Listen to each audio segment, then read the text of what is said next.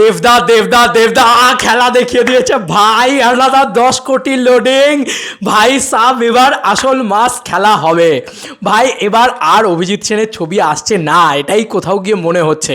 দেখো বন্ধুরা, খুশি তো অবশ্যই, কারণ আগে আগে খাদান আসছে, এটার থেকে বড় খুশির মুহূর্ত হয় না। কারণ অভিজিৎ সেনের ছবিটা আমার মনে হয় সময় নিয়ে তারা একটু বড় করে বানাতে চাইছে এবং ওই ছবিটা বড়দিনে আসবে। ইয়েস, ঈদ নয় বড়দিনে আসবে। দেবদা হয়তো 2025-এর ঈদটাও ছেড়ে দিচ্ছে, 2025-এর ঈদে দেবদা আসবে না, কারণ ঈদ হয়তো জিদ্দা আসবে, ওই জন্য সেই মানে কোথাও গিয়ে সেই থট প্রসেস থেকেই দেবদা ঈদটা ছেড়ে দিচ্ছে এবং দেবদা বড়দিনে আসবে এবং অভিজিৎ সেনকে নিয়ে আসবে, সেটা পরের ছবিটা। বাট আগের ছবির কথা হবে হচ্ছে আগে। অফিসিয়াল কনফার্মেশন চলে এসেছে অন নামি পত্রিকা। ইয়েস, নামি পত্রিকায় আজকে একটা খবর বেরিয়ে গেছে এবং সেটা থেকে বিভিন্ন মানুষজন এটাই বলতে শুরু করে দিয়েছে, আনাদা 10 কোটি লোডিং। ইয়েস, খাদান রিলিজ করতে চলেছে বড়দিনে। ইয়েস, খাদান রিলিজ করতে চলেছে বড়দিনে। Hey guys, welcome to my channel, আমি মহারাজা। Very good morning. এর থেকে বড় খবর আর কি হতে পারে বন্ধুরা? তোমাদেরকে খবরটা একটু দিই, নাহলে ঠিক মজাটা আসছে না। ভয়েস অফ, কি আনন্দ হচ্ছে, কি আনন্দ হচ্ছে। মানে এবার কমার্শিয়াল ছবি দিয়ে দেবদা 10 কোটি মারবে। কারণ দেখো, আমি সেই কারণগুলো বলছি। কারণ ডিসেম্বর মাসটা এমন একটা মাস, যে মাসটা সব থেকে বড় ছুটির মাস, সব থেকে বড় ছুটির মাস, সব থেকে বড় ছুটি থাকে এবং ওই টাইমে কোনো বড় ছবির সাথে ক্ল্যাশই করতে হবে না দেবতাকে। কোনো বড় ছবি নেই হিন্দি বাংলা কোথাও মিলিয়ে। তো সেই কারণে খাদান কিন্তু আনাদার 10 কোটি লোডিং। কেন বলছি?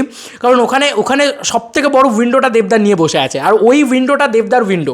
আজ অব্দি ডিসেম্বরে এসে দেবদা ফেলিওর হয়নি কোনো দিন। ব্যাপক বিজনেস দিয়েছে, ব্যাপক। যে কোনো সিনেমা এসছে সেটাই বিজনেস দিয়েছে। তো কোথাও গিয়ে ডিসেম্বর মাসের উইন্ডোটা, অনেকে বলছিল দুর্গাপুজো দুর্গাপুজো দুর্গাপুজো, ভাই দুর্গাপুজো 7 দিনের।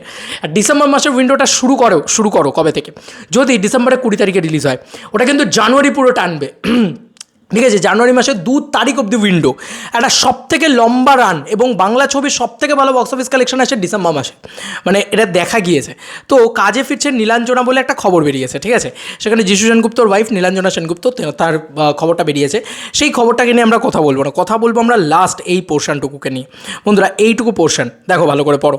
এটুকু পোর্শন আমি একটু পড়ি, এখানে পুরো মার্ক আউট করা আছে। অন্যদিকে যিশু কদিন আগে কলকাতায় এসেছেন খাদান ছবির শুটিংয়ের জন্য। দেব আর যিশু সেনগুপ্ত খাদান মুক্তি পাবে এই বছর বড় দিনে, এটা একটা নামী পত্রিকা জানাচ্ছে।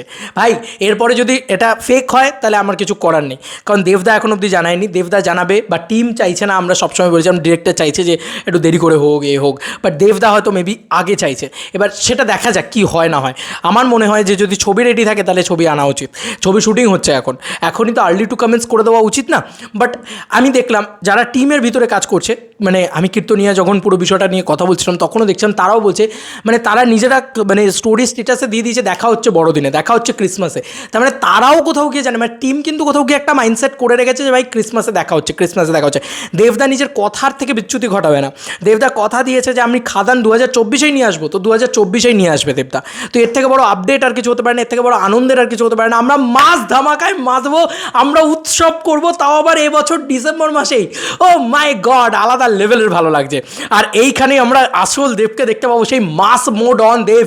সিটি মার দেব ভাই, হল স্টেডিয়াম হয়ে যাবে, বক্স অফিসের কালেকশনে উড়িয়ে দেবে। কারণ ঈদের উইন্ডোটাও যদি দেখি আমরা, অ্যাকচুয়ালি ঈদের উইন্ডোটাও কিন্তু 2 দিন থেকে 3 দিন। আর যদি দুর্গাপুজোর উইন্ডোটা দেখি খুব বেশি হলে 5 থেকে 7 দিন। কিন্তু আসল উইন্ডো কিন্তু ডিসেম্বর মাসের উইন্ডো। একটা মাস ছবির জন্য ডিসেম্বর মাসের উইন্ডোর থেকে ভালো উইন্ডো আর কিছু হতে পারে না। যদি এই ডিসিশনটা দেবদা নিয়ে থাকে তাহলে হ্যাটস অফ দেবদা, তোমার মতন বড় খিলাড়ি আর কেউ নেই। বাংলার সব থেকে বড় খিলাড়ি তুমি, আর সব থেকে বড় বক্স অফিস কিং তুমি। এবার দেখা যাক কি হয় না হয়, সময় বলবে বাকি কথা। চলো বন্ধুরা, নতুন কোনো ভিডিওতে দেখা হবে, বাই।